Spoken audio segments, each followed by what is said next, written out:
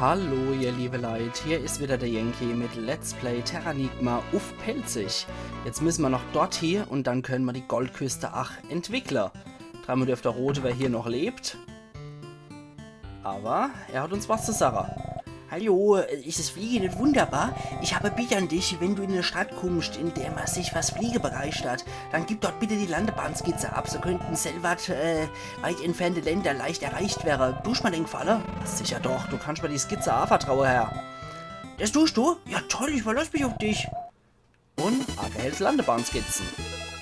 Wir kennen du zufälligerweise einen Ort, der sowas gebrauchen kann, der ein bisschen abseits vom Schuss liegt, glaube ich, ne? Ihr kennt ihn vielleicht auch.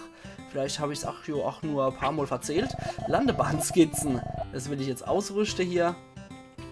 Und dann warsteln wir doch gerade mal dort hier. Oh, ich sag, oh yes, mir fällt es immer wieder in dem Moment erst auf, wenn ich sage Warstler. Heieiei. Aber unser Weg führt uns sowieso in die Richtung wegen der Hauptquest. Hui. Zack. Und wir kennen einen Ort, der weit entfernt ist und der unbedingt erreicht werden will. Komm schon. Weil Dorf fehlt uns noch zur Entwicklung und ihr wisst, wenn ihr mir zugehört habt, hundertprozentig Liotto ist es nicht. So viel kann ich schon mal sagen. Und was die Mondsterne angeht, ich denke, da können wir in der heutigen Episode durchaus auch noch ein paar holen. Wahrscheinlich nicht alle, aber ein paar können wir holen. So, jetzt müssen wir dort rüber schippern. Und dann sind wir eigentlich auch schon da. Komm, zieh. Wir brauchen dringend ein Motorboot. Oder ein Motorschiff. Ah, da hat sich ja noch gar nichts getan dort. Traurig in Australien. Aber wir verhelfen auch dem Land zur Entwicklung. Wo war da nochmal der Bäuermeister? Wo war der? Ich glaube, der Bäuermeister war hier, oder? Kann das sein? Jawohl, da sitzen sie schon, die ganze Hallo-Dries. Was hast denn du darüber? Kann man doch mit einer Flugmaschinen bauen? Wir babbeln gerade über Möglichkeiten, die Stadt attraktiver zu machen. Willst du, könnte man die Skizze vielleicht mal haben? Natürlich, das ist ganz im Sinn von demjenigen, der mir die Skizze gegeben hat. Ach, übergibt die Landebahnskizze. Bäuermeister sagt, großartig! Auf die Art bringen wir mehr Leute und können uns besuchen. Wir werden sofort mit der Bauarbeit beginnen. Ach, saugut. Sauber. Da hat es ja auch seinen Zweck erfüllt. Und wir können jetzt noch rausgehen. Und sollten vielleicht nochmal für die Hauptquest zum Ayers Rock gehen. Der Odemfels, weil ich habe hier schon erwähnt, dass der noch wichtig wird im späteren Spielverlauf. Und der ist jetzt Kummer. So. In Australien ist man immer so ein bisschen apokalyptisch, deswegen sitzt da jetzt auch so ein Illustraxell. Ja, da ist er. Ich bin Wissenschaftler. Der Platz ist am sichersten. Die Erde ist nämlich in großer Gefahr. Von hier aus will ich Zeug vom Weltuntergang sein. Magst du mal zuhören? Ja klar. Die Natur wird zerstört. Früher waren sie den Menschen heilig. Aber heute kümmert sich niemand mehr um Pflanzen und Tiere. Die Menschen sind größewahnsinnig und wollen alles beherrschen. Hier könnte der Anfang vom End gewesen sein. Das sind meine Gedanken. Und die sind auch gar nicht mal so blöd. Weil, wie gesagt, früher war die Natur der Menschen heilig. Mittlerweile machen sie kaputt und bauen, wo sie nur kennen. Ich habe auf die wundervolle Welt geguckt und habe noch gedacht. Und dabei wurde ich auf eine Stimme aufmerksam, die meinen Namen gerufen hat. Ein älterer Bu wird kommen und einen Stab tragen. Die Stimme hat gesagt, ich soll ihm den Mondstein geben. Es war, als käme die Stimme aus der Tiefe von der Erde. Nimm mal den Stern an dich. Seit meiner Kindheit habe ich ihn mit mir rumgetragen. Und jetzt kriege ich von dem Mad Max Australien Apokalypse-Typ den Mondstein. Danke, verrückter Maximilian. Die Leute denken nur an heute, niemand denkt an morgen. Das kann ich so zwar nicht ganz unterschreiben, die Leute denken schon an den Morgen, aber an den Morgen, aus dem sie so viel wie möglich Profit schlagen können. Das stimmt schon. Aber wir haben auf jeden Fall einen neuen Mondstern. Warum hat sich Australien hier nicht, Goldküste noch nicht weiterentwickelt? Ungeheuerlich, ihr habt doch gesagt, ihr beginnt. Was vielleicht auch mit alle Kasper hier nochmal retten? Ja, wird einem richtig warm ums Herz hier. Ganz bezaubernd, definitiv. Gerade nochmal gucken. Also es müsste sich eigentlich weiterentwickeln. Ich rede jetzt einfach nochmal mit alle Leute hier. Ich werde die Stadt verlassen, wenn noch mehr Touristen kommen. Ja, dann mach dich auf was gefasst, mein Lieber. Weil mit den Plänen, die ich gegeben habe, da kommen schon ein paar mehr Leute her, oder? Hier sind so viele Touristen, die Politiker wollen noch mehr an den Ort locker. Ja, wer hätte es gedacht? Und wie sieht's mit dir aus? Sonn tut gut, übel. Okay, ich petz mal noch eine Kokosmilch rein. Ja, lecker. Du hier. Der ratzt immer noch. Aber ich habe das Filet weitergegeben. Ich habe die Bilder von der Goldküste weitergegeben. Eigentlich müsste sich das jetzt entwickeln hier. Wir werden das Dorf in die Nähe von der Landebahn verlegen. Okay. Die beginnen sofort mit der Bauarbeiter.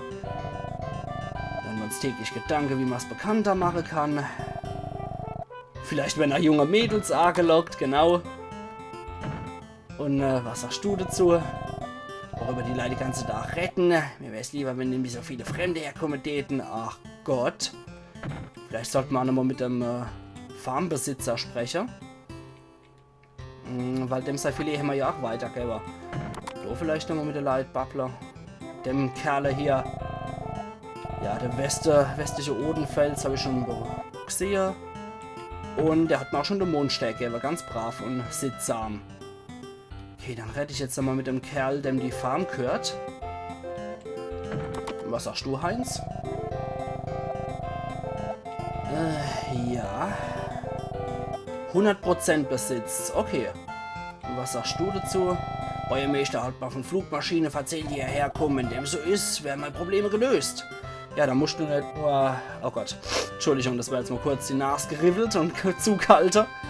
Wenn dem so wäre, dann muss er kein verschimmeltes Fleisch mehr verkaufen. Das wäre auch nicht verkehrt. Weil bei Fleisch sollte schon haltbar sein, ne? Okay, wir probieren es jetzt noch einmal. Oder im Fels. Und? Also noch nicht. Nee, Goldküste braucht anscheinend ein bisschen, um sich zu entwickeln. Da waren wir aber auch schon drin. Nee, das braucht anscheinend noch ein bisschen. Na gut. Da will ich es jetzt auch nicht hetzen und herbeibeschwören. Aber wir bleiben auf jeden Fall in der Nähe davor. Wir bleiben mal in der Nähe, weil es gibt hier auch noch einen Ort, wo man Mondstern finden. Müssen wir ein bisschen weiter. Wir müssen zu Ground Zero, könnte man sagen. Wir gehen noch Neo Tokyo. Und da ist mittlerweile nämlich die fröhlich Asia-Musik. Da ist auch die Luran-Musik, weil sie Geisterstadt ist. Scheiße. Bevor ich jetzt aber dort hier gehe, wo wir eigentlich hin müssen, mag ich mal kurz bei den Leuten vorbeigucken. Hat hier irgendeiner überlebt? Chef, hast du überlebt? Nee. Alle Leute hier gerafft. Was einst so fröhlich war, ist jetzt nur noch eine Geisterstadt. Schrecklich. Ach, du könnt man dem Beruga echt in der Arsch treten oder vor, dass der so was Grässliches gemacht hat. Aber der hat sich vorher als einzigste von der Türe nicht öffnen lassen. Ja, so. Deswegen muss hier was Besonderes sein. Ach ja, stimmt, ich erinnere mich. Ich weiß, wo ich hin muss. Ja, ich muss noch woanders gehen, damit es was wird. Und zwar sollte ich vielleicht mal bei der Polizei nachgucken, wie es da ausschaut.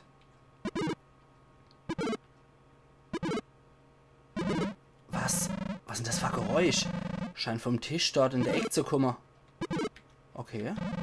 Sieht aus, als ob ein Empfänger in der Schublade sei. Und Arc erhält der Empfänger, beziehungsweise finden. Okay. Der Empfänger. Moderne Technik. Leise Mädchenstimme ertönt. Hilfe! Bitte hilf mal! Jemand ist noch am Leben. Hier ist ein Überlebender. Hilf mal, Mama, Papa! Hörst du mich? Wo bist du? Hilfe! Sie hört sich nicht so an, als ob sie damit umgehen kennt. Und sicher hält sie den Sprechknopf die ganze Zeit gedrückt. Hey, lass mal den Knopf los. Ruhig. Hörst du das Geräusch im Hintergrund? Hilfe! Hört mich jemand? Klingt wie Wasser. Und deshalb, obwohl es hier ohne keinen Fluss gibt. Da muss es ja Kanalisation geben, unter der Erde. Ja, so ist das. Aber es ist irgendwie gruselig, wenn hier keinerlei Musik ist, finde ich. Das, wow. Irgendwie ist es so ein unheimliches Feeling. Da ist es sogar noch besser, wenn die unheilverkündende Luran-Musik dabei ist. Okay, aber mit dem Empfänger können wir jetzt gerade nichts anfangen. Bevor wir nämlich da runterschlappen, mussten wir den Empfänger finden. Nanu, der war doch vorher verschlossen. Mir fällt ein, die ist ja eigentlich in Neo-Tokio hier, das Mädel. Die müsste eigentlich einen japanischen Akzent haben. Pelzer Dialekt funktioniert, glaube ich nicht. Kanäle, okay. Boah, was ein Gestank. Ich glaube, ich muss... Ach, das ist also das andere Gesicht von der Großstadt. Boah, wie Krebsschwür im Adoniskörper. Den Vergleich finde ich unglaublich geil. Klar, die Kanalisation ist da, wo der ganze Dreck von all den Hunderttausende von Leid, die dort leben, hier geht. Finde ich großartig. Der Gestank, boah, ich muss durch den Mund atmen. Die Probleme habe ich glücklicherweise nicht. Und hier unten gibt es Gegner. Ach, wieder so ein widerlicher Ekelschleim. Kein Wunder, dass der in der Kanalisation haust. Die eklige Grütze. Ohne Hua. Immer durchgepflügt. Wie sieht's dann hier aus? Nicht gut, verschlossen. Und Knochen liegen da auch noch. Und so Schweine leben hier. Nein, die Sau hat mein Lobber stiehlt Geld. Du Drecksau. Die japanische Schweinegangster, die Yakuza hier im Untergrund. Na, also die überleben immer anscheinend. Zack. Okay. Und wie sieht's hier bei dir aus? Oh je, du hältst aber was aus. Dich mache ich fertig. Ui, der schießt mit irgendeiner Gülle auf uns. Die haben anscheinend auch nur überlebt, weil sie die Gasmaske tragen, die Kerle. Und hätten sich dafür in die Kanalisation zurückziehen müssen. Voll dagegen gerannt. Aber wenigstens stehlen sie mal irgendwie mein Geld, die Kerle. Also ich weiß echt nicht, in dem Spiel sehen die Atemmaske irgendwie immer noch Schweinegesichter aus. Und die in Sui... Nein, Arg ist verwirrt. Genau das habe ich gehofft, dass es nicht passiert. Oh, nee. Scheiße. Okay, machen wir die Krütze platt. So, jetzt hat aber. Ich habe das mal einmal in Secret of Mana gehabt als Bug, dass ich mal die Verwirrung dauerhaft gehabt habe. Das war echt ätzend. Da habe ich irgendwie anscheinend gespeichert, habe das nämlich geheilt, weil ich kein Heilkraut mehr gehabt habe. Und dann bin ich auf ewig so drin gewesen. Das war echt scheiße. Da habe ich dann den Spielstand fortschmeißen können. Hilfe, Mutter, ich habe Angst. Was ist denn jetzt passiert? Okay, mein Kater guckt mich schon ganz befremdlich an, weil ich so gekrischt habe. Der hockt auf dem Bett und guckt mich mit gigantischer Lemure-Aare an. Großartig. Und hier finden wir den Kanalschlüssel. Okay, jetzt schläft er weiter. Er hat mich gerade ganz entgeistert angeguckt, wie ich das wohl nur wagen kann, so rumzuplärren in seiner schrillen Tonlage. Okay. Also merke, Mädelschreier verstören meinen Kater zutiefst. Aber ich will es so authentisch wie möglich synchronisieren. Was bleibt mir dann für Wahl? Ach ja. Aber nee, ich finde, es muss einfach sein. Wenn man ein Spiel, so Klassikspiel spricht, was von früher ist, wo keine Spruchausgabe hat, dann finde ich, muss man definitiv als Let's Player Entertainer, das gehört ja mit dazu, und man muss das auch authentisch sprechen. Alles andere ist meiner Meinung nach Quatsch. Jo, und jetzt haben wir Level 27 erreicht, was ich persönlich sehr geil finde. KP steigen um 3, 13 die Stärke um 3, sowie die Abwehr und das Glück. Wow, das war ein sehr lohnbringendes Level. Aber wir machen schon ein klein bisschen mehr Schade. Das lohnt sich anscheinend echt. Oh, Eva. Wieder über unseren Empfänger. Während die hier immer Richtung skaten. Hilfe! Ein Löwe jagt mich! Hilfe! Bitte! Oh. Ein Löwe in der Kanalisation? Ja, wie war das, als wir in Neo-Tokio waren? Der Antiquitätenbesitzer, der Antiquitätenhändler hält sich angeblich ein wildes Tier. Der scheint es wohl auch überlebt zu haben, das wilde Tier. Sieht gut aus. Also zumindest der Tier hat es überlebt. Das ist schon mal große Hilfe. Ein Mädel und ein Tier. Huch! Du Knetkopf, du bist aus dem Nordwesterwald entkommen und hast dich entwickelt, oder was? Pfui. So, jetzt können wir mit dem Schlüssel dort durch. Und jetzt sehen wir doch was. Ach Gott, so Lotta Luise. Okay, das mal hat er nicht geguckte Kater. Ein Löwe, er frisst mich. Beruhig dich mal, hast du als einzigste überlebt? Hilf mir, los. Oh. Oh.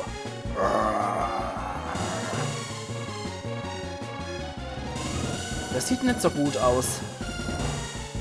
Oh, und da hinten sind auch irgendwelche komische Gegner, an die wir erstmal nicht kommen, aber hier. Die Strahlen, Pfui Teufel.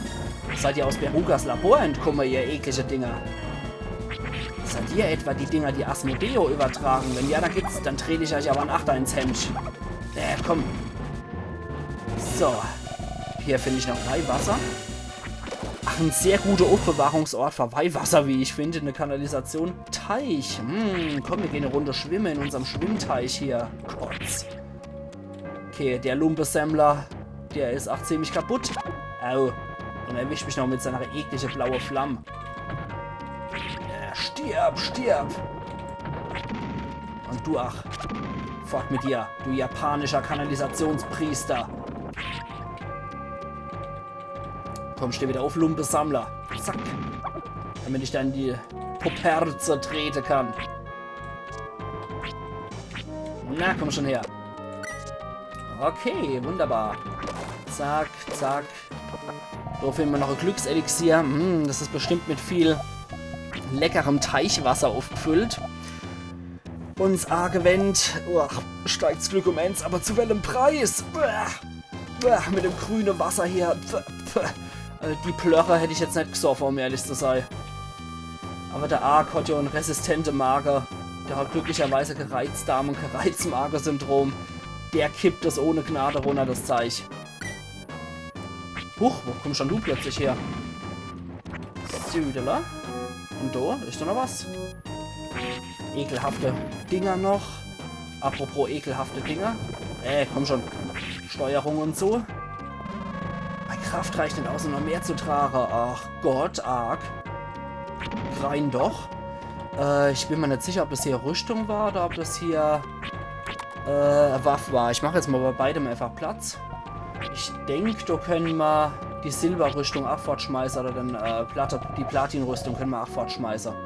Okay, ist fort. Dann gehen wir noch... nix soll weg, Fluffy. Ja, nix soll fort. Ich will auch noch eine Waffe wegschmeißen. Was muss dann hier dran labern? Die Strahlelanz. So treues Ding. Scheiß drauf, der Seelebrecher kommt weg. Obwohl ich den Namen mag. Ich mag generell, wenn es um Seele geht. Okay, gucken wir mal, was hier drin ist. Ah, eine Naginata. So japanische Stange-Waffe. Einst die Waffe eines Samurai. Jetzt gehört sie mir. Gehört auch zu der Samurai-Waffe. Die Hände... Okay, das ist so beigefarben. Die Hände dort tatsächlich... Ach, das hat zu ihrer Samurai-Kunst gehört. Zu ihrem Bushido hat es mit dazu gehört, dass man die Naginata beherrscht als Waffe. Nevan Katana, Wakizashi und Tanto. Und diverse andere Waffen. Ach, der Bogen hat selbstverständlich zu der traditionellen Samurai-Waffe gehört. Ach ja. Und da war das Mädel unterwegs und ist vom Löwe verfolgt worden. Ob wir den jetzt auch noch finden? Ups. Was machen dann die Dinger hier in Neo-Tokio in der Kanalisation? Alter. Der hält einen Kristall. Ja, leckt mich fett.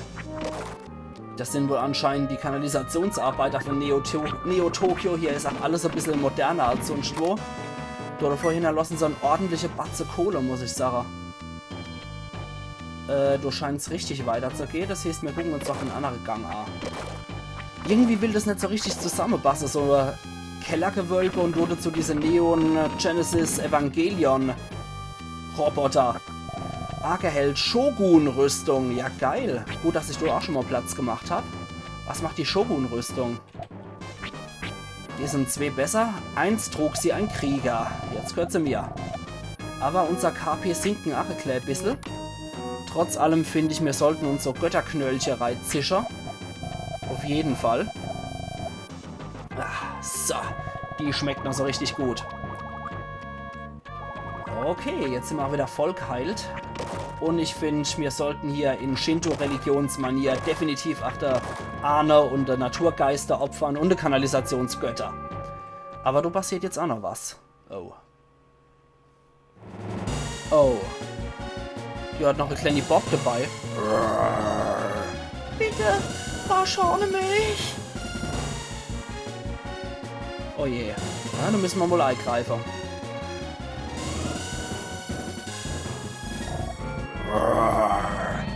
Schon gut. Komm weiter. Ah, der Meisterkrieger ist dein Freund.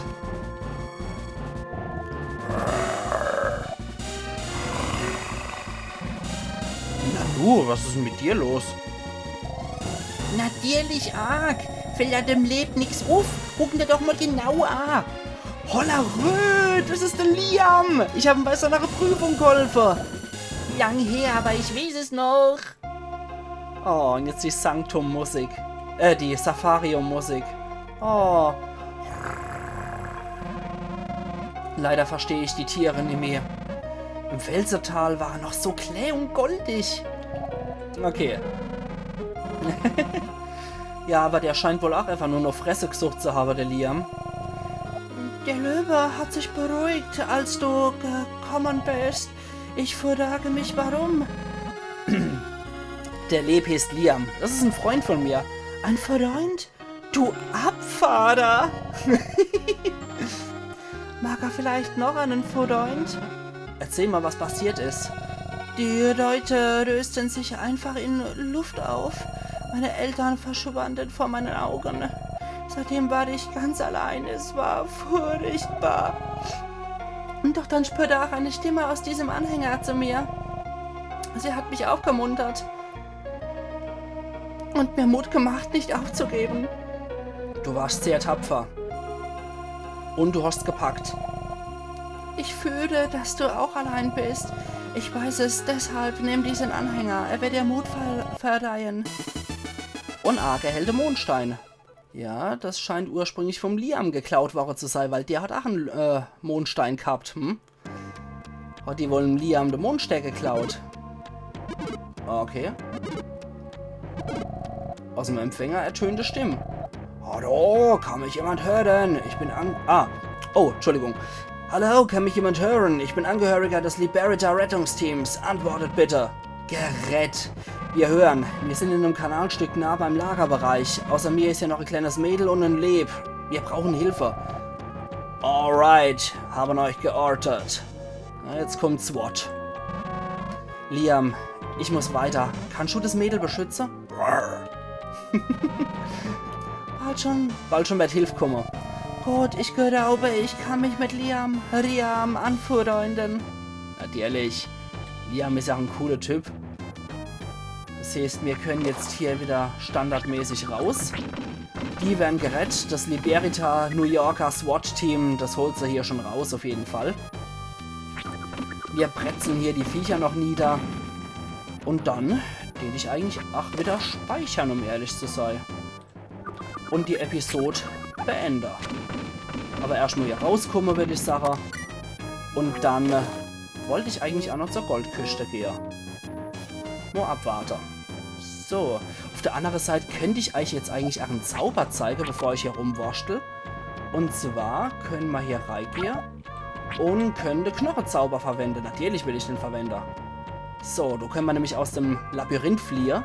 Und da sehen wir die Hände von Lord Kumari animiert. Und ich glaube, das war Achsellemols in der offiziellen TV-Werbung von Terranigma mit dabei, wo einer den Knochenzauber verwendet. Super, jetzt sind wir hier heil rausgekommen und einen Zauber habe ich euch auch noch zeigen können. Und wie sieht es hier an der Goldküste aus? Gerade mal gucken. Australien, jawohl, ach das hat sich entwickelt. Sehr gut.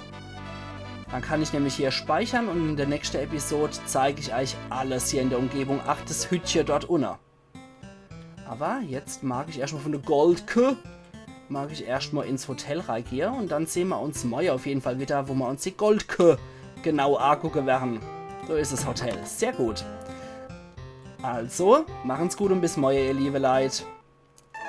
Iron Yankee.